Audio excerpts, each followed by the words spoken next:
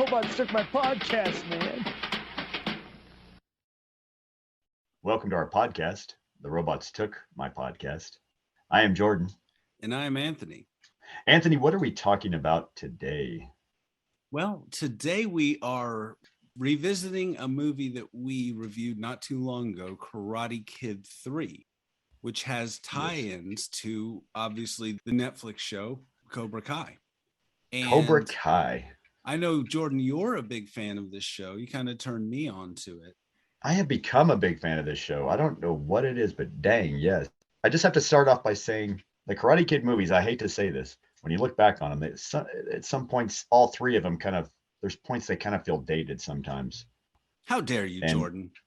I know. That's harsh. I know. Forgive me, Sensei. But Cobra Kai feels fresh. Feels like the way to do a sequel and reboot at the same time. It feels like this is the way, as the Mandalorian would say, another favorite show of mine. Another plug there. But yeah, it feels like this is the proper way. I admire the writing on this show. Yeah. I admire that they keep it fresh and they ask questions and they take risks, it seems, Anyway, just to start off. And so I recently caught up with a season 4 of this show. I'd been watching Season 4 is where we last left off with Cobra Kai. Yes. Yeah. And it's amazing because what this show does is you would think, Jordan, that they would just completely disavow Karate Kid 3 and maybe even Karate Kid 2. Yep. No. But no. quite yep, the but opposite. No. They embrace these movies and weave them into the current plot, bring back old faces and old foes, and then retcon Karate Kid 3, right? They retroactive continuity, I'm going to say this. Star Wars sequels, are you listening? This is the way to do it. This is the way where you bring back old characters and you don't, you mingle them in. You don't treat them like, oh, these are the old fucks coming back, Yeah, exactly. But what this does really well is it goes back in a good way and fixes some of the plot holes, explains a lot of things that were wrong and bad and not perfect. Maybe wrong and bad is a bit strong, but not perfect about the original movies, while at the same time adding on to them. So it's really interesting how they do this well, because a lot of times you retcon something, you completely change the way the original story is viewed in a negative way.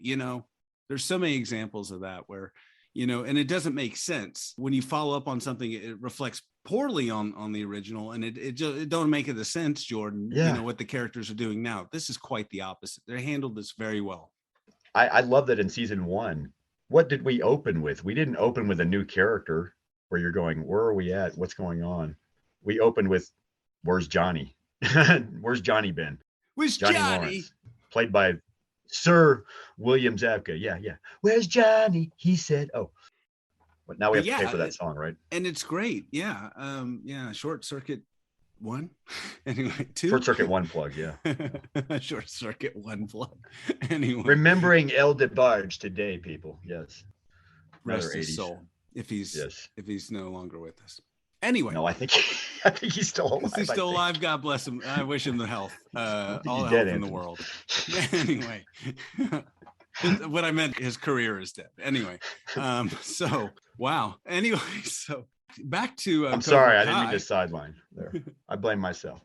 But so anyway, to recap on Karate Kid 3 in 1 second here, basically that story just took a swift departure from the rest of the show and introduced this new character, Terry Silver, right? Yes. Who is this master manipulator, rich guy, started the Cobra Kai dojo with Kreese and spends the whole movie trying to manipulate Daniel to win this tournament. Why a super rich guy wants to waste his time on a 18-year-old kid is beyond me.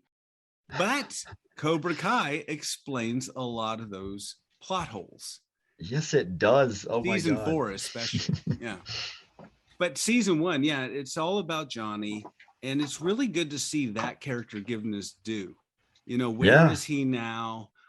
What, he's an alcoholic. He's kind of a loser. Where is David LaRusso? Beer. He loves the Coors. He doesn't know the internet. Yeah. He doesn't know how to internet. He's lost. He's still back in the 80s, basically. He really hasn't come out of the early 90s. It's almost like he fell asleep in the early 90s, maybe, and woke up. Exactly. But Daniel LaRusso has moved on with his life. Yeah, and he's successful. Yeah, successful car dealer. It all goes back to that stupid tournament in 1984. It was fate. It was Johnny's fate, I guess. I mean, his life was destroyed by that tournament, one could say. Yeah. It was like his destiny was altered almost, right? Mm-hmm. Forever by that. It's almost like the home football hero that is no longer, his high school days are gone. He's middle-aged now, washed up. But the contrast and he between becomes him the and Daniel, hero of this story in a way. It's Yeah, really Cobra Kai is really his story in a lot of ways. Yeah, but there's something lovable about Johnny, though, right? I mean, even though he's not, we see in the flashback, I think early on, 2 or 3 season, that Johnny grew up. His stepdad was played by Ed Asner. May he rest in peace. May he rest in peace. Yeah. That he grew up in the valley with a rich stepdad, his real mother, and a rich stepdad because his father deserted the family. I think his stepdad was a TV executive at Lorimar Telepictures, which was a big company in the 80s, because they live in obviously a very nice neighborhood in the valley. And this is something he has in common with Daniel already, we see too, because Daniel didn't really know his father either. And so there's a parallel already between, it's weird how Daniel and Johnny contrast each other. And you have to love Johnny, even though if he is politically incorrect at times and downright offensively old fashioned. Yeah, he's like an Archie Bunker, an Al Bundy kind of character. An Archie Bunker and Al Bundy, that's a perfect analogy, Anthony. You got to love that the police are always, he loves to drink at franchise restaurant bars, and he's always having the cops called on him because he's constantly getting into a fight at a Chili's or a Applebee's or whatever. He likes them Applebee's. Yeah, he does. He likes the Oreo shake and the bourbon steak. He's a real basic dude. He's real. And you're right, because he was always reflecting back on the original movies. Yeah. He was always seen as the rich kid, the spoiled rich kid. And then Daniel was the one that was like the poor kid from the wrong side of the tracks per every 80s teen movie. Right. And now they've completely flipped places. And it creates a different dynamic, but they do have a lot in common. People might have projected that was where Daniel was going to end up back then. Yeah. If he had not met maybe Mr. Miyagi and all that. Yeah. And Johnny didn't have a Mr. Miyagi. He had John Kreese, right? He had John Kreese, yeah. He was a master, manipulator, and just focused on the win, who we find out in season 4 of Cobra Kai has his own baggage from Vietnam. Yeah, there's heavy themes here, in my opinion. I'm going to get deep here. Heavy themes, archetypal themes of father figures fighting over your soul, that kind of thing, man. And that's the whole, I guess, one of the major themes of Cobra Kai is this drama, and they call it out several times throughout the show. This silly drama from the 80s is still present in the modern day, and these adults have split the teenage population of the valley based on their old drama. It's crazy. The sins of the father are now absolutely. That's what I mean. I mean, you can go deep here on the thematic stuff. You can go all deep film school theory on this show. I mean, it's weird because it's one part like a cheesy soap opera, but on the other hand, there are really interesting narrative elements, interesting threads and themes that are woven really well into this. Yeah. You can be enjoyed on different levels, but there is some solid writing here, I will say. Okay. Unlike Karate Kid series was kind of like Star Wars in its own way back in its day. Yeah. Because it had those same kind of themes as Star Wars. The hero's journey, people. Yeah. Joseph Campbell, people. Look it up in the library, your local library, Joseph Campbell. But yeah, unlike Karate Kid 3, which was really one-dimensional, but it did have Terry Silver coming in, trying to manipulate Daniel to win this tournament, right? And we see him as this manipulator. He kind of goes in undercover at one point, representing himself as something he isn't, and he's really this rich guy who is sort of a student, or not really a student. Kreese saved his life in Vietnam, so he's sort of his protege. And Terry Silver, I love that classical music is always associated with him. It almost sets the tone of, is he really he's either a classy guy or he's a classic schmuck. you know. Yeah, he reads philosophy. He's reading Leviathan by Hobbes. I mean, he's an clearly not educated stupid, man. and clearly an educated man. Whereas like Kreese is not, and that's the difference No. between the two. And that's why he's playing the mental game. Even in Karate Kid 3, it's really sloppily executed in Karate Kid 3, but he is playing a mental game. He's trying to get inside Daniel's head. He's trying to manipulate everybody. But of course, the thing is, we agreed on in the last review was that Terry Silver. Well, yeah, we can talk days about Terry Silver, but he is the most interesting thing in Karate Kid 3. Like, he's what gives the movie life, actually. Yeah, Cobra Kai turned him into the Boba Fett of Karate Kid 3. You know what I mean? Ooh, that's some heavy words there. Anthony. Is it heavy? I Comparing think it is. Terry Silver to the Fett, man. I don't know. I'm just saying, in the sense that you have this, not a minor character, but you had a I agree, character without a backstory and without all of this. Yeah. Really, and you didn't always know what was going on in his head because it was poor writing, right? You knew what he was doing, but you didn't really know what motivated him. And I went back and sort of touched on Karate Kid 3 a little bit, and he lays this out. He says to Daniel, he says, from the moment I met you, I've been making you do things you didn't want to do. Yeah. He clearly manipulated Daniel. Maybe that's how he just makes his living too, as a master manipulator con man, basically, you know. He's a businessman, all of that, right?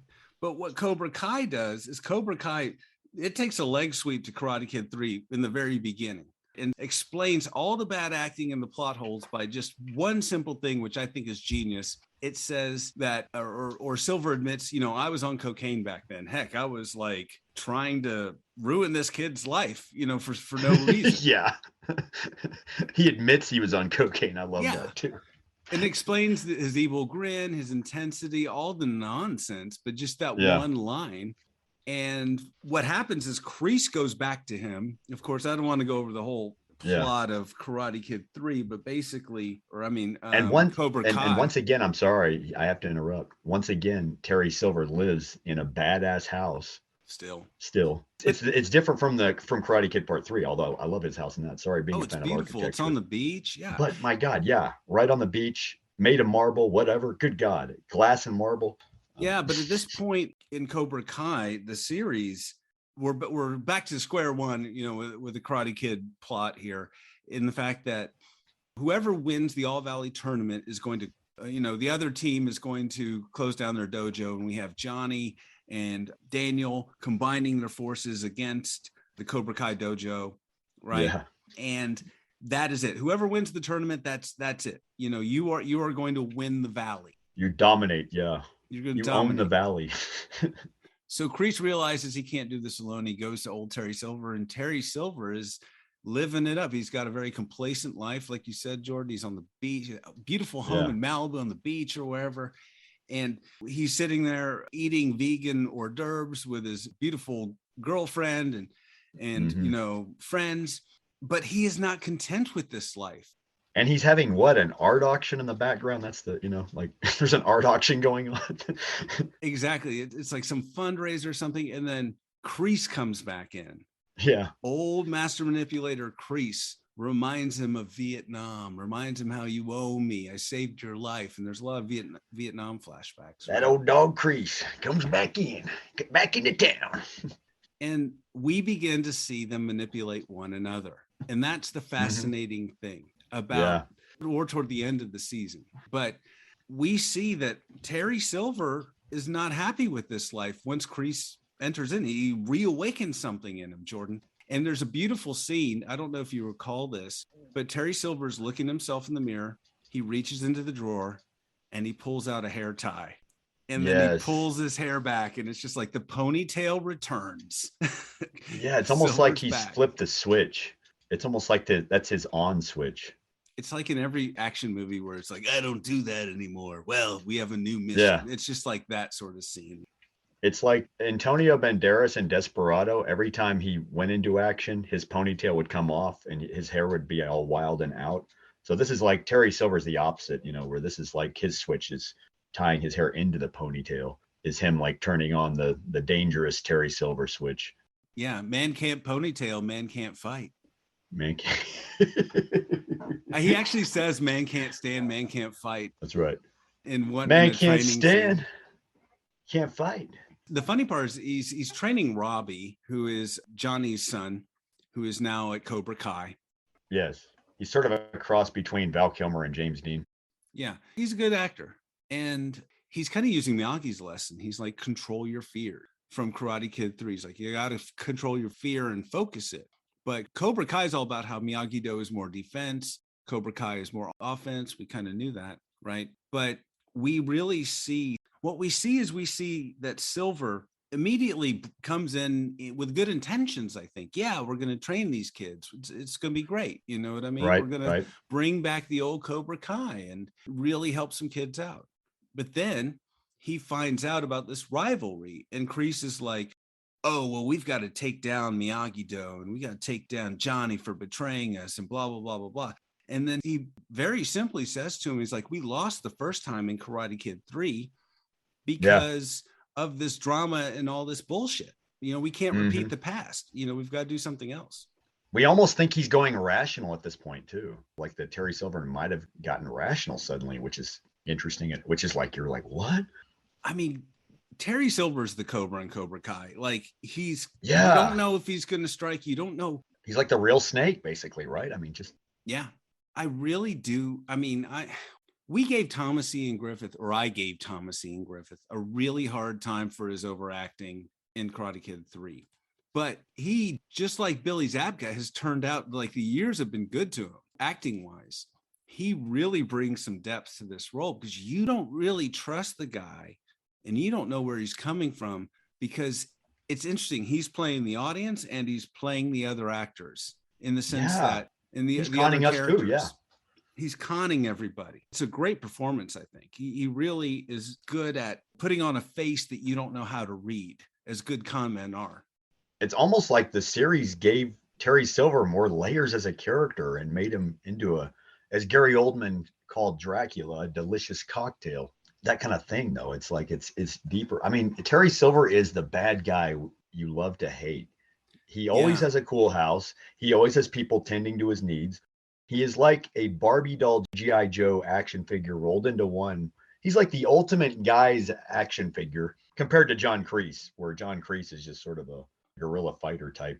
Yeah, he's not playing the a hulking fighter type or something, you know. Kreese is still stuck in Vietnam mentally, just like Johnny is still stuck in the 80s. Kreese is still stuck in Vietnam, but I don't know. I was British there for a minute. Vietnam, but Daniel has moved on, and so has Silver from the past.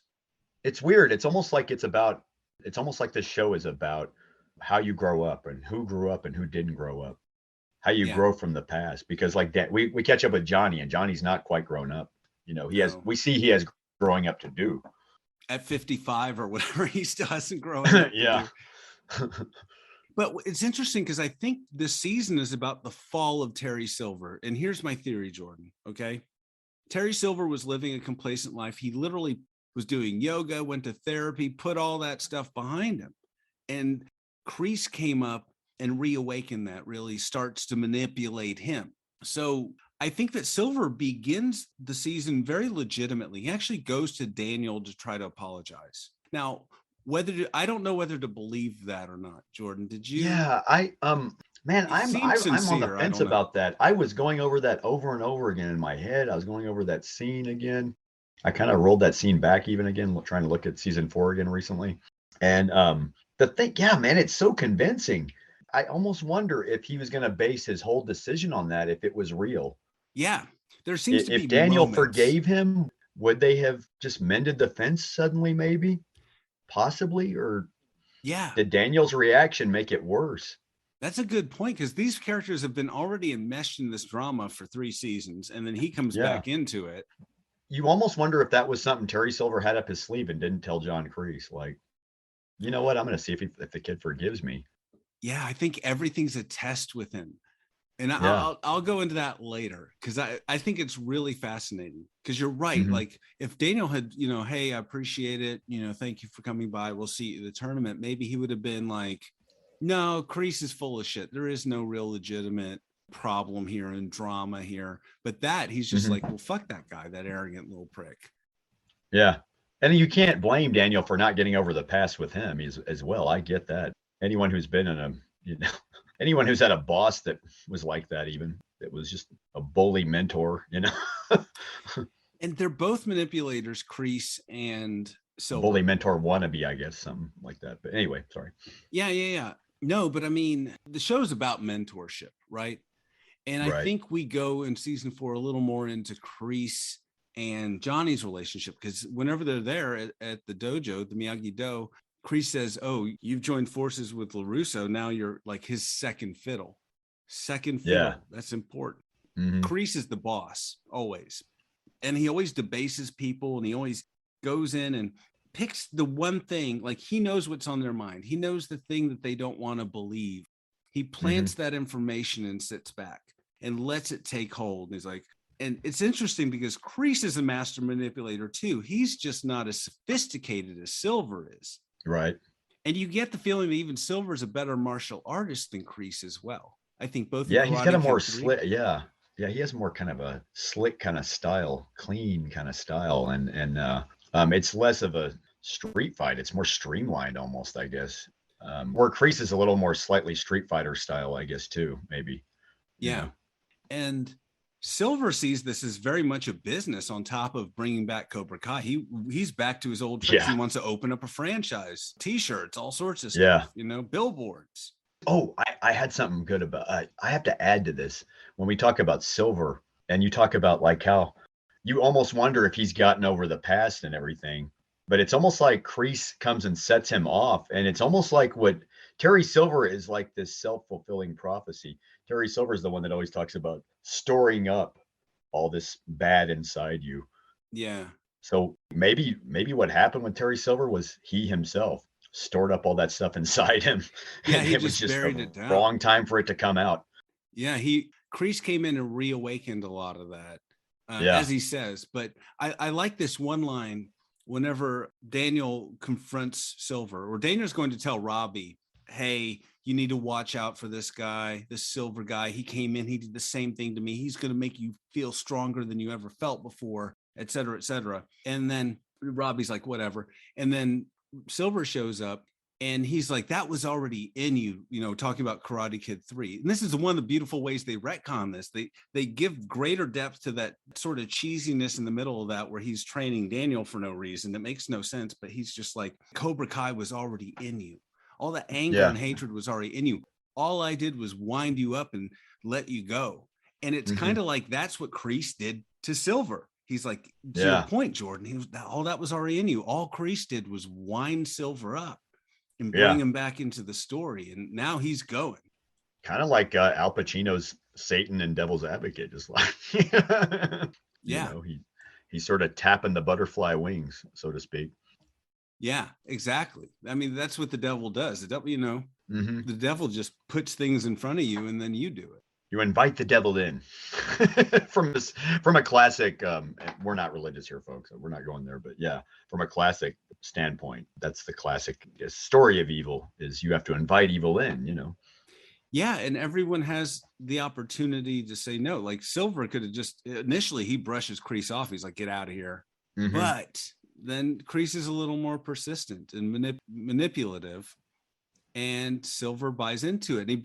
And what Kreese always does is he brings back Vietnam. I saved your life, right? Yeah. You'd be they use that against, I think Kreese and Silver use that against they use that on each other constantly. I think it's a back and forth thing with them. Yeah. I saved your life. You saved my life. I saved your life. Yeah. But when they're training, so, Silver's back in Cobra Kai training, and his methods are a little different, because he's just kind of like, we're here to win the tournament. We need to let this crap go. And of course, Kreese is all about strike first, strike hard. You can't let your enemy make you look weak. And then Silver's like, well, everybody has a weakness. And then they're like, one of the girls, Tori, I think, says, oh, but Sensei, Kreese doesn't have weakness. And then he's like, oh yeah, everybody has a weakness. And then Kreese was like, you see it in his face, like, don't make me look weak in front of my students. I don't have a fucking weakness, right? Yeah. Which comes into play later. That also, I think, describes Terry Silver and Kreese's modus operandi. if you will. Yeah. Like that big word, yeah, modus operandi. Their mode of operation, I think that's how they work, obviously, right? They look for people's weaknesses. And exploit them totally. And then Exactly. build them up stronger. With Kreese, it's almost like he's a dog or a wolf smelling their weakness, you know? Yeah. Smelling whatever the weakness is. I mean, that's the wonderful thing. And then it kind of throws, some more color on Karate Kid 1, him manipulating Johnny.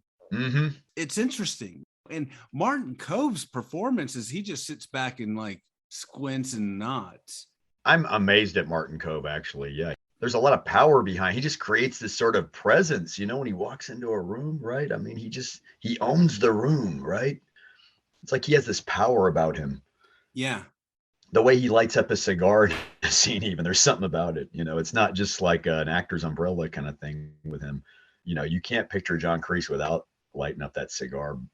And he seems to know more about you than you know about yourself. And even though you hate the guy, you're just kind of like, right, not wrong. Which makes him creepier, right? I mean, he's playing chess with you and you know it, but still he's saying some shit that's getting inside your head. Yeah, right. You know what also is interesting? What's interesting also here is you saw the relationship with Danny and Terry Silver in Karate Kid 3. You get later on, it's almost like it paints the backstory for how Johnny and Kreese probably worked even more so.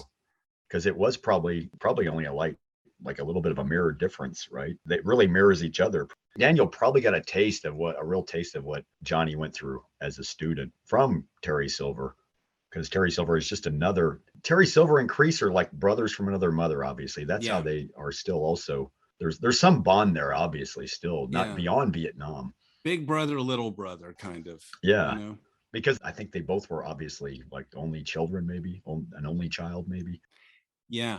But I will point out one thing. There's a point in this season where Kreese and Silver both pit their students. They each pick some students to fight against one another. And the person who wins get some beer. And one of the kids, he's like playing weak, and he beats Robbie, basically suckers him in. Of course, that is so Silver, and Silver's very impressed by that. He's like, normally we say don't care what people think, but what your opponent thinks is important. Like in war and business or in, martial arts, whatever, you have to make them think what you want them to think. Which is him saying exploit their weakness, basically, once again. Exactly. Get in their head. Yeah. This is the thing. And that's the weird is I don't think a lot of the students get that. They think, oh, we keep getting in these fights with the Miyagi-Do, blah, blah, blah, blah, blah. And they're just like, no. You need to play the mental game. This is where Cobra Kai becomes like the Sith in Star Wars almost. It's completely, dude. It is completely the Sith. Let's not even pretend it's not. Only a Sith deals in absolutes, Anthony. And only a Cobra Kai deals in absolutes. I will say out of nowhere that the beer that John Kreese gives to Silver is a beer I've had for Bia 333, a Vietnamese beer. They refer to it as like 33, which it was, I think, back in Vietnam. But anyway, I'm more a Saigon or a LaRue guy. But anyway, I just thought that was interesting because it's like a callback to Vietnam. Here's this beer that we enjoyed back in the day. He's like, oh, yeah, remember Vietnam? You were weak then, and I built you up and all of this. And it really goes back to that. To me, I love that we see how all these characters drink, because it really is telling. And having been a bartender myself, drinks are very telling of people, honestly. Johnny is into the Coors original. Daniel likes his fancy espressos in the morning. He likes his martinis in the evening mostly. If it's been a hard day, clearly he's into the expensive bourbon, straight up. But beer, he's a beer snob, Daniel. He drinks Blue Moon. Yeah. And clearly Terry Silver is a beer snob as well. He's probably picky about his beer as well. He also probably drinks the most expensive bourbon or vodka, I imagine, or scotch or wine. Yeah. And clearly Terry Silver also has a very beautiful fucking wine cellar, as we see. Yeah. I mean, LaRusso's rich too, right? Yeah. But he's not Terry Silver rich. I think there's a lot of parallels in both those men. They've been successful. They're used to the finer things. And they're dragged down into this low rent drama by Johnny and Kreese, which is really their drama, it turns out. Anyway, I mean. By the way, do you think there's a website for a fictional character's net worth? Do you think there's a website for that? I don't know. We should start one. Just an Daniel idea. LaRusso. Well, Daniel LaRusso probably begins the story at like 10 or 15 million. And Yeah. By Daniel season LaRusso, 4, 10, 15 he's million. Terry probably at Silver, 5 million. 80 million, 100 million. There'd be no basis for any of that. You know what I John mean? Kreese, 20,000. Daddy Warbucks, 200 million. Yeah, Daddy Warbucks. What's Daddy Warbucks' net worth while we're at it? 5 billion. Yeah, Charles Foster Kane in today's dollars, 170 million. I don't know. Yeah, I love it. Charles Foster Kane. I'm sorry, I didn't mean to sideline there on the fictional character's net worth. Yeah, Johnny, $200. Lex Luthor, 1 billion. Yes. Yeah. So anyway, depending on which version. It's pretty interesting because they introduced this schlubby character Raymond, who's just this fat guy who's kind of a loser, lives with his sister, and he wants to join Cobra Kai dojo. He's just, everyone steps all over him in life. And he's also he works at the same school with all these kids that are in the dojos, right? Yeah. You talking about that guy? Yeah, and he's this fat bearded. Now that was a character that came out of left field. I thought. Well, they set him up for a reason, and I mean, it's a little. You're right. It's a little convenient that he's in the story. Not to be critical, but I mean that's what we do. It's convenient they set up that piece to be knocked down later and to fit into the story. Yeah, anytime you're watching a TV show and somebody comes out of nowhere and then becomes important later. Yeah, I mean that's screenwriting. I'm going to be a little critical of that character. I feel like he's funny. He's not completely out of place, but he also kind of feels like he came out of an Animal House remake. Yeah, you know, like he's Bluto Blutarsky.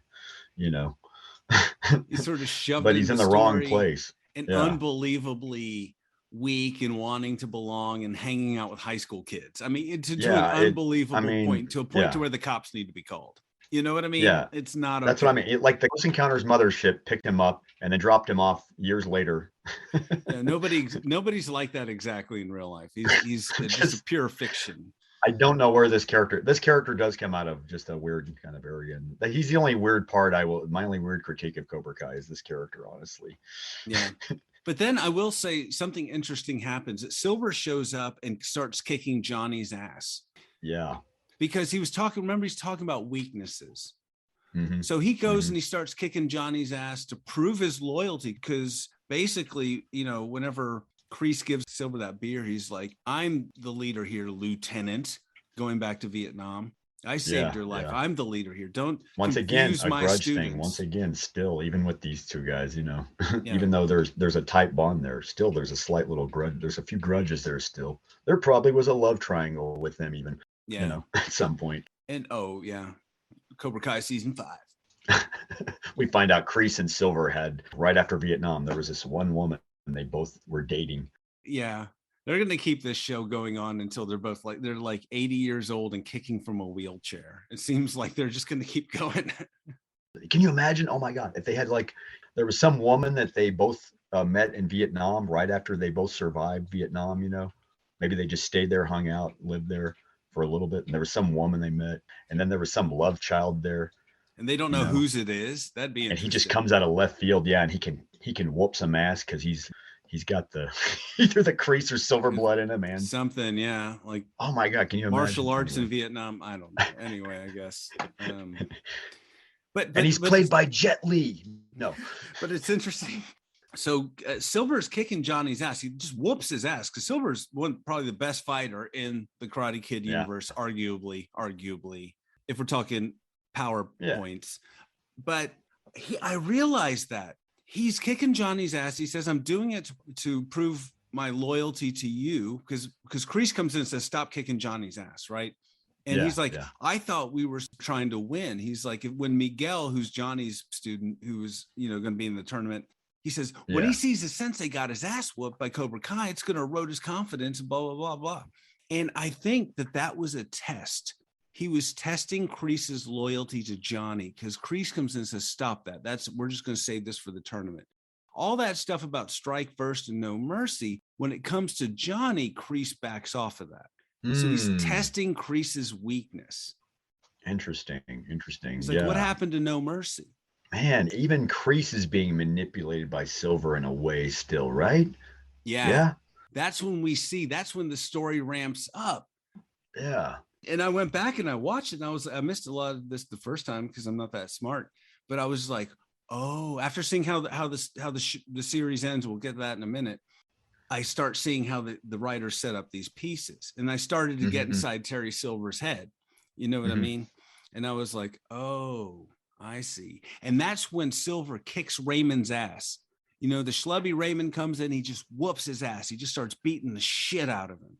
Wow. Yeah. And then Oh, yeah. Oh, that man, comes into play. He puts him in the hospital, this guy. Yeah. Sends him to the fucking hospital, not, beats his ass within an inch of his life, right? And then, Jordan, then we go to the tournament. The tournament, yeah. Oh, but you know what we have to talk about before we get to the tournament? Yeah, sure. Daniel's kid at this point. Oh, what a little shit. His son is a little piece of shit. Yeah. I'm sorry. And that's all I have in my notes is what a little shit. He's a bully. What a fuck. The actor playing him is really good. I got to give the actor props, man. That kid's good. You know, he's a good actor. He reminds me of a real bully from my childhood almost. He's got that butthead hair on top of that, man. That really makes it even worse going on. Shaggy hairdo. But man, what a despicable little shit. Yeah, no, he doesn't like karate. But then he's a bully. It's very interesting. It's like the worst of Daniel. Exactly. The worst part of Daniel coming out in his spawn, the fruit of his loins. Because he's got Samantha, who even kind of turns on him in this season and starts fighting under Johnny, because they realize that, to fight Cobra Kai, you have to strike first. You can't just sit back with Miyagi-Do. It's really interesting how they play with the styles and that philosophy of defense versus offense. And I mean, there's a lot that goes on with that back and forth in this season, right? But Kenny, who is the kid who is being beat up on by I think it's Anthony, his name is. That's Daniel's kid. And so basically Daniel's kid is picking on this Kenny kid. And Kenny, who's this little nerdy kid, goes to Cobra Kai because of that, becomes a badass taught by Robbie and all sorts of shit. And then he beats the shit out of fucking Daniel's kid. And so it goes full circle. It's weird. It's we find out he's the brother of that guy when Robbie went to juvie. Yeah. The guy, the one Robbie got into a fight with him and then befriended. That was a big guy. I mean, his brother was like a big guy by comparison. That's the weird contrast. And they even talk about that. Well, yeah, I'm not big like my brother. Of course, I get picked on. Poor kid, and I feel for this kid too, honestly. When you watch him, anybody that's ever been bullied as a kid, you watch this and it's painful to watch because you're kind of you're just like, oh, damn. That stings, He's really humiliated. He's almost like a young Daniel LaRusso, if you think about it. Yeah. It's another story like that all over again completely. But it's fresh this time because it's more modern. At least it feels more modern. I'm sure any high school kid might watch this and go, that's not the way we do that, But yeah. How we create our own monsters sometimes in stories. And just the rhyming element of this series, it just rhymes and there's lots of parallels.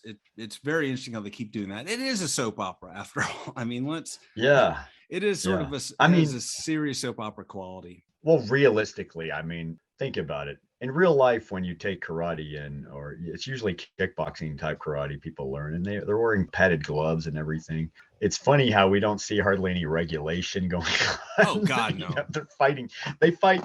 They talk about fighting dirty. They are fighting dirty in general. They're fighting like with naked fists, I was watching some video on YouTube where it was like some karate expert who was in tournaments was like, no, none of this happens. It's like none of this happens. We wear pads and blah, blah, blah. Yeah. I mean, it would make a good show, I guess. Or, I mean, it wouldn't make this type of show. But anyway, so we're at the tournament and it's really interesting because Kreese confronts Johnny at the tournament. And he said, well, you got beat and that sent you into a downward spiral. And then Johnny's like, well, fuck you. You're an asshole. And so then you realize at that point that Kreese really saw Johnny. Kreese didn't have any kids that we know of, except for that Vietnamese baby, the hypothetical Vietnamese baby. Wait, that didn't happen, Anthony. That was just my idea. Oh, okay. Yeah. Jordan, if that happens, I owe you a 6-pack of Vietnamese beer. Then I predicted the future of Cobra Kai. Cobra Kai season 6. Then it becomes, But right now it's the Mandela for you, obviously. Yeah, totally Mandela, all of this. But no, there was seriously a father-son relationship going on between Kreese and Johnny Lawrence. Clearly, because Johnny Lawrence, all he had was that a-hole business stepdad, TV executive or whatever he was. And he was probably getting picked on or whatever. And then Kreese came in and built him up into this powerhouse and built up his confidence and everything. Absolutely. Yeah, you're right. Because he's kind of being, I don't think his stepdad was very loving, obviously, as we see in the flashbacks. He's kind of cold, obviously. Yeah, exactly. Kreese is like an asshole, abusive father. And it's like probably doing his best, but his commander in Vietnam, or not commander, whatever the rank was, his sergeant or whoever in Vietnam was like hard on him, sort of thing. It all goes back to Vietnam, really. All this whole story. And then we saw Kreese in the flashback of what, season 2 or 3, that we saw that Kreese got picked on himself. He got bullied himself by a guy bigger than him, and I think it was Martin Coe's son, I think, that played the bully in the flashback. Yeah. And so anyways, but I think I think Kreese feels a betrayal from Johnny, because he started Cobra Kai then again and then walked away and then joined, LaRusso and rejected him. So I think, and then obviously there's some bad blood there between Johnny and Kreese. I mean, from Johnny's standpoint, Johnny probably thinks of Kreese like an abusive stepfather now at this point himself. Like, you taught me how to fight dirty. You didn't teach me anything good. You didn't teach me anything helpful. Look at where I am now. I'm not really that much better off because of you. Exactly. Because of you. Yeah. It was like, another father figure once again. And his training at Miyagi-Do is the ultimate betrayal, because it's just like Karate Kid 3. It's mirroring Karate Kid 3 in a way, and the whole turning against the sensei, training with the other side sort of thing. Mm-hmm. But during the fight, and that's the thing too about that. That's smart about the writing with this. Oh yeah, okay, sorry. No, you go on. I'm just gonna give props to the writers again. The smart thing about the writing, because I've noticed. You notice they follow sort of the patterns of the movies. They use the movies as their cheat sheets. Clearly, for them, that's all it is. It's a good cheat sheet. So they're like, okay, what do we need to focus on next that we haven't focused on? Go back to this movie. Yeah. Take the good things that we need. Let's twist it around into our own way and add more layers to it. Add reasons for things. Let's mine Karate Kid 2. They have a universe here that they can pull things from and expound upon. It makes the writing a little easier, I think. And the fact that they do kind of revisit the same themes over and over again. Can you imagine if the Star Wars sequels had these same writers? Not to go there again, but if this had been a J.J. Abrams Karate Kid movie, you wouldn't have met Kreese. You wouldn't have run into Kreese or Silver or Johnny Lawrence till near the end of the movie, probably. It would have been one-dimensional, a lot more one-dimensional, flashy. There'd be a lot of lens flares for no reason. You would have started with their kids. You would have focused all on their kids mainly. And then you would have basically had everybody coming at the end of the movie near the third act when it's almost over. Exactly. And cheer them on in the tournament and be like, oh, there's Silver. Oh, there's Kreese in the audience. He would have made Karate Kid 3, but a much more modern, flashier version of that depth of story, Karate Kid 3. Right. Not to hate on J.J. Abrams, but you still wouldn't have met them till the end of the movie. Probably. Exactly. They wouldn't have been used to that effect. There's not a lot of depth to his stories. There's plot. Daniel would come in to give, to cheer on the hero, It would have been all about Johnny's kid, probably. Yeah. So this is interesting. Going back to Kreese and Johnny. So during the tournament, right? Yeah. We have Silver and he's telling Tori, she's in the fight to win this basically. And so he's like, telling her basically sweep the leg, sort of, do whatever you have to do. Like classic sweep kick. Yeah. Yeah. Punches Samantha. The sweep kick in this fight is the punch in the eye. Man can't see, man can't fight. Right. And she punches Samantha, which is Daniel's daughter, in the eye. And she's like, I can still see, but she's got this big bruised eye immediately somehow. It's a rocky moment. Yes. Yeah. Kreese has to change heart because Silver's like, you need to, hit her in the other eye. And then Kreese is like, he looks over at Johnny. It's really interesting. He looks over at Johnny, flashback to Karate Kid. And because Martin Kove is such a great actor, he doesn't have to say anything. You just see the look on his face. And he realizes he has this moment where he ruined Johnny's life. Not Johnny. It wasn't Johnny's failure that ruined his life. He did by getting onto him with flashbacks from 1 and 2. Getting on to him and making him feel like a loser and all of that, he begins to realize this. Then he tells Tori, he says, don't do that. What Silver just said, just do what you need to do what you feel you need to do. The cool thing is we believe it too. That's like in real life, this would never happen. A guy that age would never come to some clarity on something like that. Right. Well, think about I mean, it. the odds of it happening are rare. Think about it, though. I mean, I But we guess, believe it in that moment. That's the magic of Cobra Kai here. Once yeah. again, Well, the maybe show. he's thinking about what Silver said. He's like, if we keep Yeah. doing, we've lost 2 tournaments. We're at the 3rd moment, at the final hour. If we do the same thing that we did the first 2 times, we could lose. Maybe he's thinking on that level, but I really think he's having an emotional connection with Johnny. And looking back to that sweep the leg moment, he said, Mm-hmm. if I just let him fight the way he wanted to fight, he might have won. Mm-hmm. That's what's beautiful too, is you realize not everything is black and white with this show. Everything is gray. It's like the lines are blurry. Is he a good guy or is he a bad guy? That's what I'm saying. They made me feel sympathy for John Kreese at that moment. I was like, yeah, which is, it goes. It goes back. Pay attention, kids of screenwriting, students of screenwriting, seriously, to this show.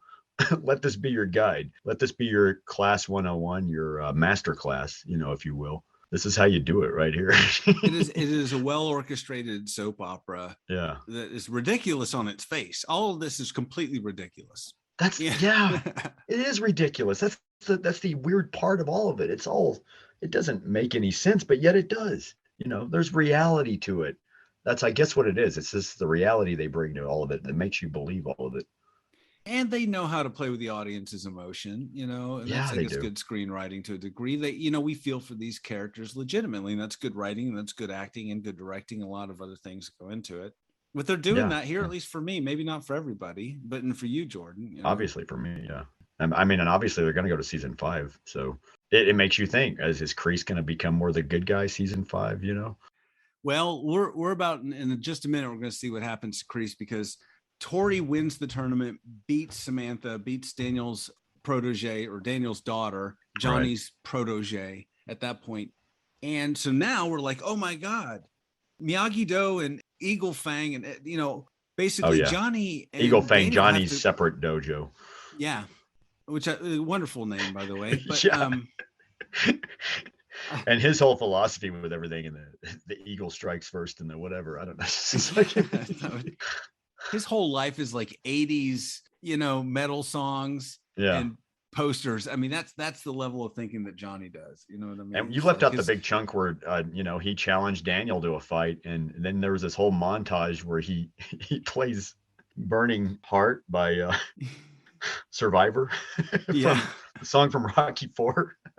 And he gets an action montage. He gets a training montage for himself.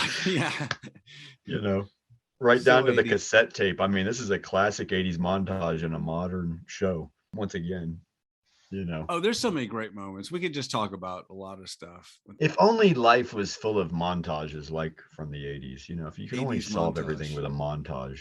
Like your wife says, Jordan, go to the store, and all of a sudden, like, all right, dun dun dun dun. He's like putting on shoes. Dun, exactly. dun.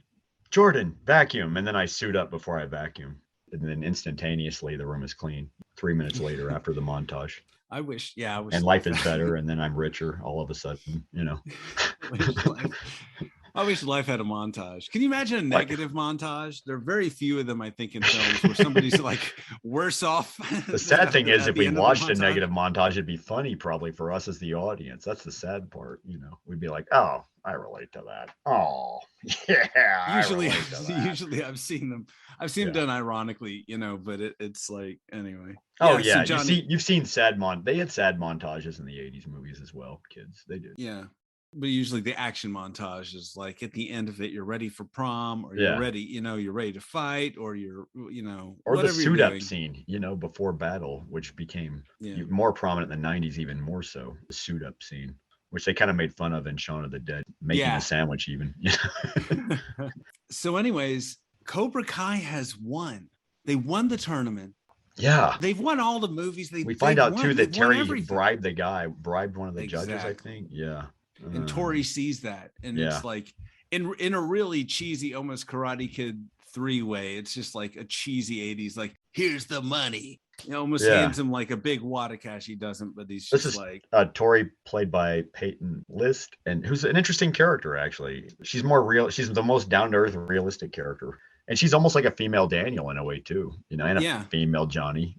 She has real problems, and I kind of like how her and Daniel's wife develop a relationship over the season. There's a lot of threads in this show, Yeah. obviously. There's so many more characters in this show, though, than the movies ever had. When you look at each individual movie, though, that's the weird thing, right? And they balance them all pretty well. I mean, it's more characters than the Big Chill in this show. Yeah, there are so many characters and plot threads they weave together, and most of them are done pretty well. But Eat your heart out, Robert Altman. Yeah, exactly. But anyways, so we find out that Silver is up to his old tricks, manipulating everybody, but also paid off the ref. So because he's got loads of money still. Yeah, greed is good. Money never sleeps. That's Terry Silver in Wall Street 3. But anyway, so then Robbie comes to terms with Johnny's father relationship there, and then that's really cool. So we see Robbie's like, oh, Kenny, the kid that was getting picked on, he's kind of turned to the dark side of karate. So I think Robbie's going to go back to Miyagi-Do in season 5, right? Or something. Yeah, I think Robbie's going to go back to the light side, the good side. I don't know. Yeah, he's going back to the Jedi. Arc, I mean Miyagi-Do. His whole arc is Karate Kid 3, basically training at Cobra Kai, and he's going to go back. He is Daniel in Karate Kid 3, I think. Johnny's kid once again, folks. Yes. Yeah, he's like the core of the show, I think. Yeah. In a lot of ways, or one of them. So basically, we end the series here. We end the season with Silver and Kreese sitting at Silver's place, right?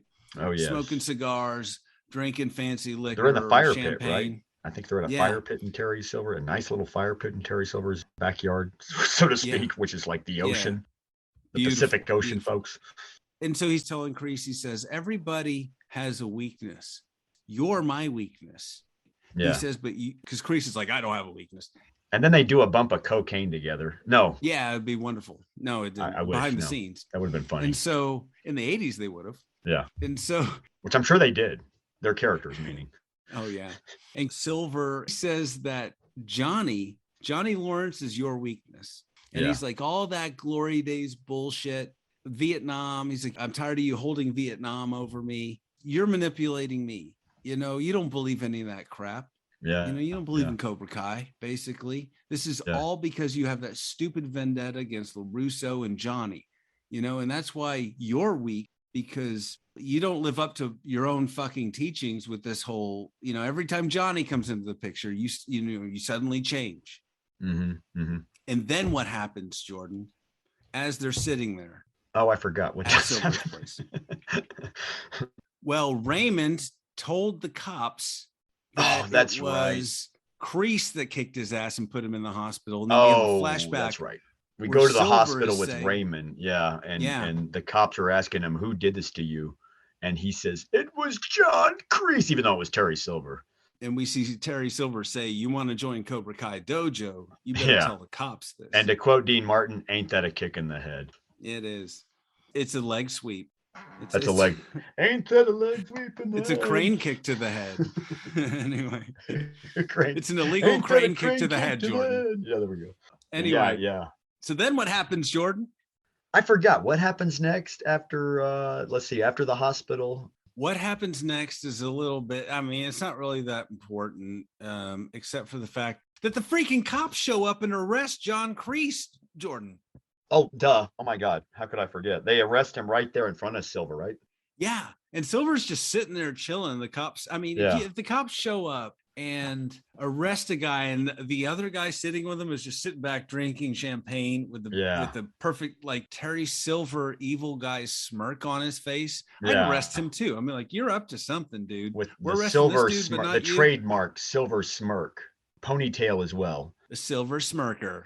Yeah, framed by the ponytail. Yeah, exactly. I think that ponytail has a SAG card. No joke. Yeah, exactly. The ponytail was behind it the whole time, Jordan. The ponytail really gets residuals.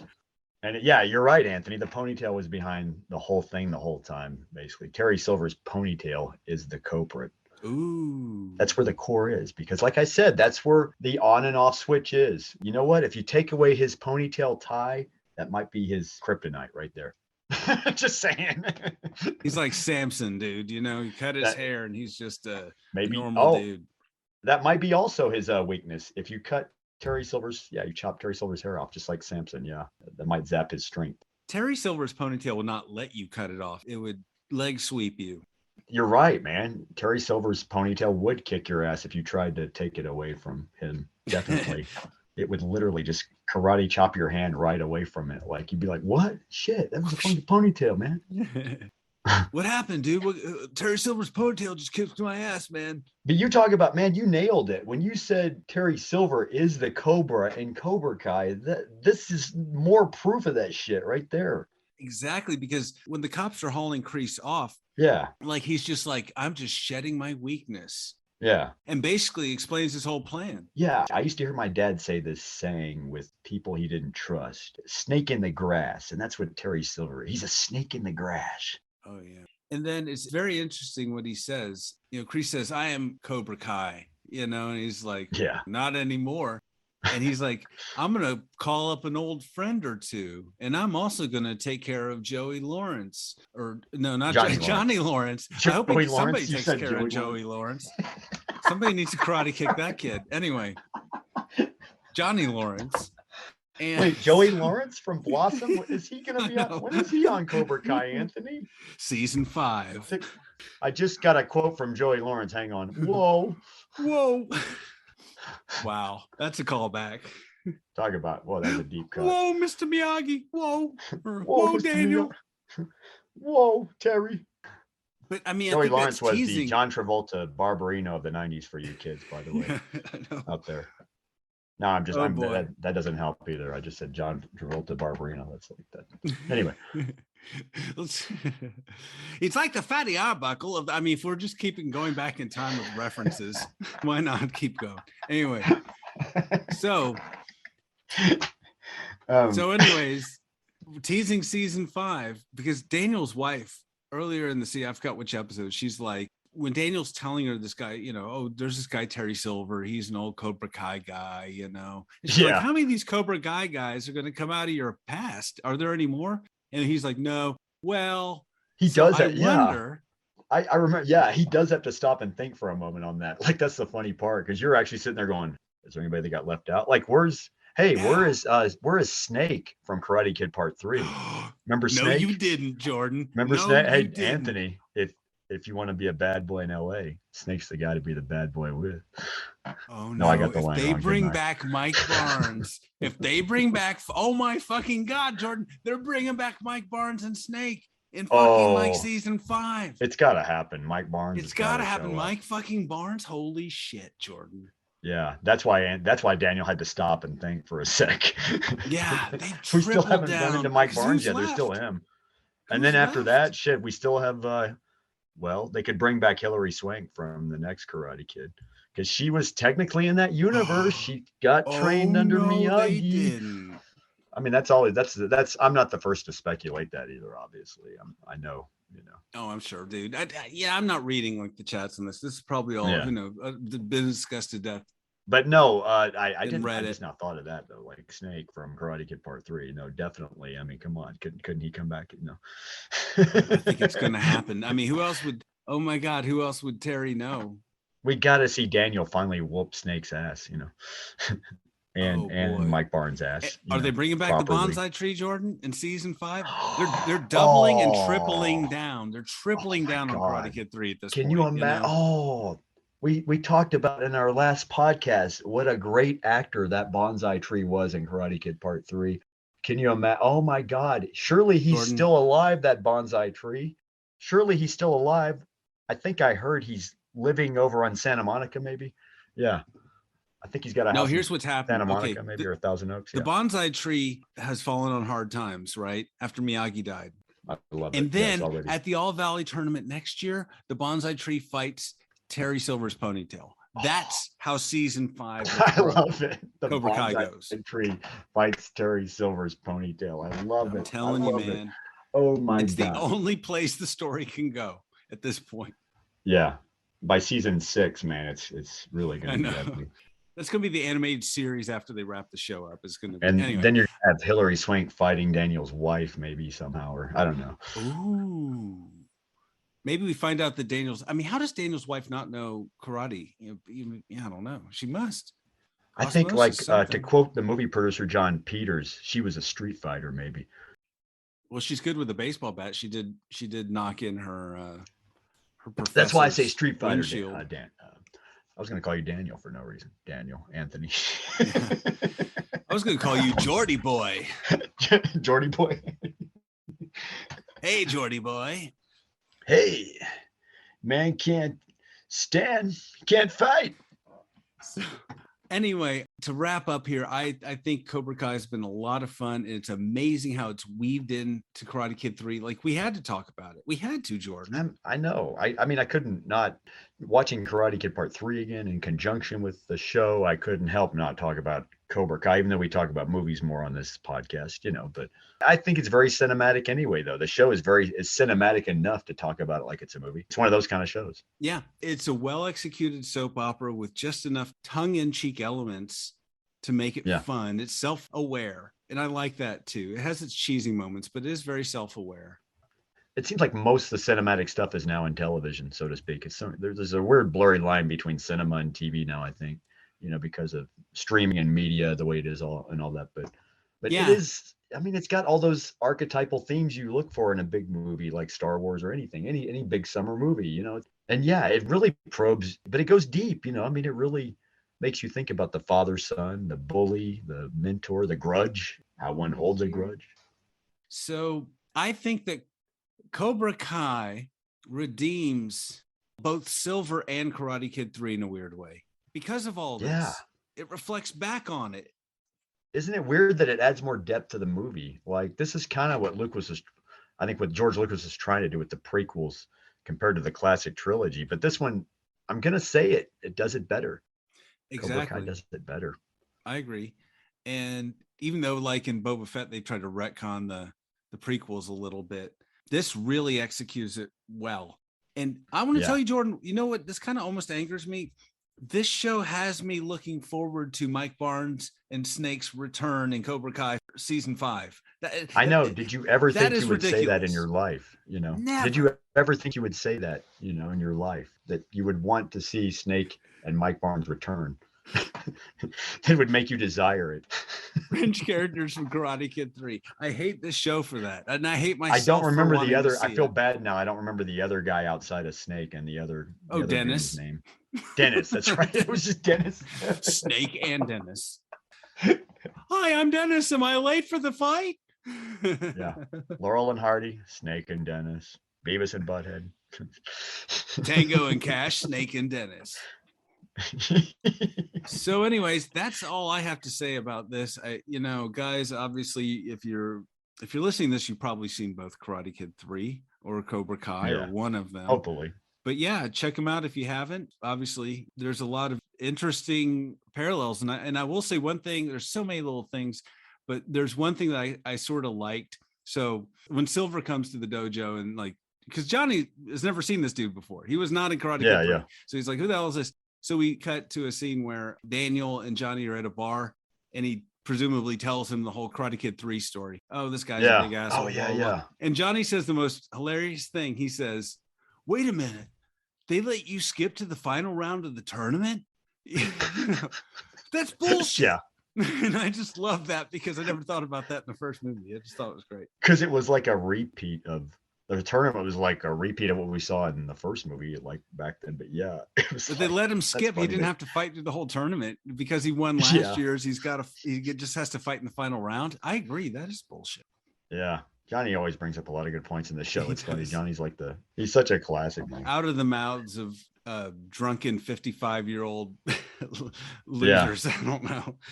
I think he's so well played by William Zabka, And in fact, I know William Zabka became sort of the bully in every 80s movie. And he's even acknowledged that too, to where he said that's what he got offered. And he had to stop with the offers basically after a while if he didn't want to play that kind of character anymore. Yeah. But of course, his most popular one comes back to haunt him.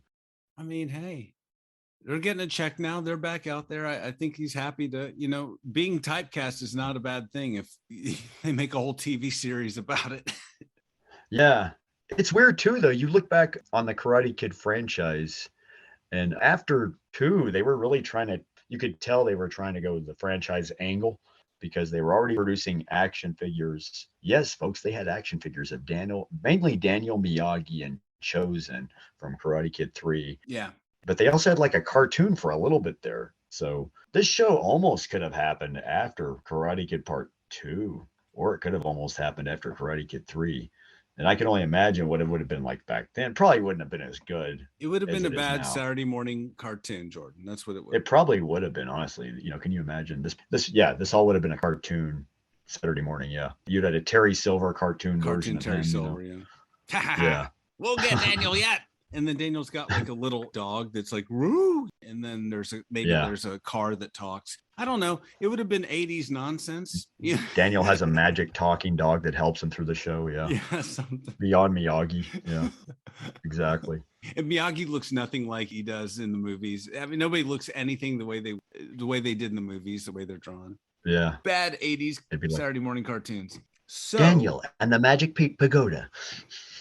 There might have been, somebody would be like, there actually was a Karate Kid TV show in the 80s. I don't know. Or there was a cartoon, I think, was there? I think there was a cartoon briefly by Ruby Spears, I think. Oh, really? Well, I don't know, man. Yeah. Now I'm going to go. I think I might be wrong. The same guys that did the Mr. T cartoon, I think. That's what I picture it looking like, because they were capitalizing on everything at that time. Because I think there was more T-shirts and merchandise being done back then at that point too. And because I think the first Karate Kid movie wasn't like, even though it was a success, it wasn't merchandise anyway. I don't think they realized it was going to be a success. There was a cartoon. Yeah. Are you looking it up? Yeah. Okay.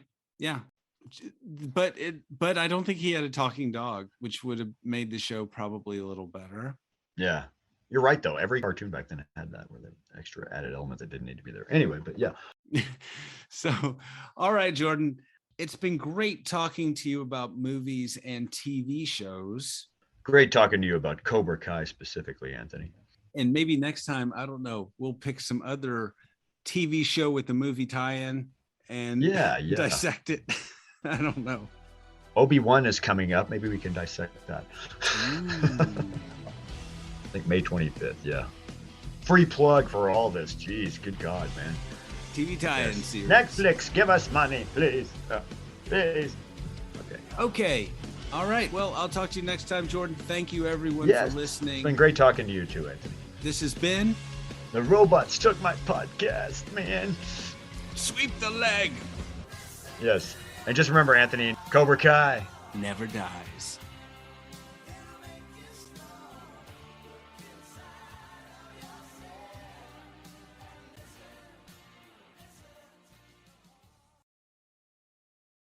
All trailers, clips, music, or any other copyrighted material are used sparingly, edited from their original forms, and used for the purposes of criticism, discussion, commentary, and education about these fine films.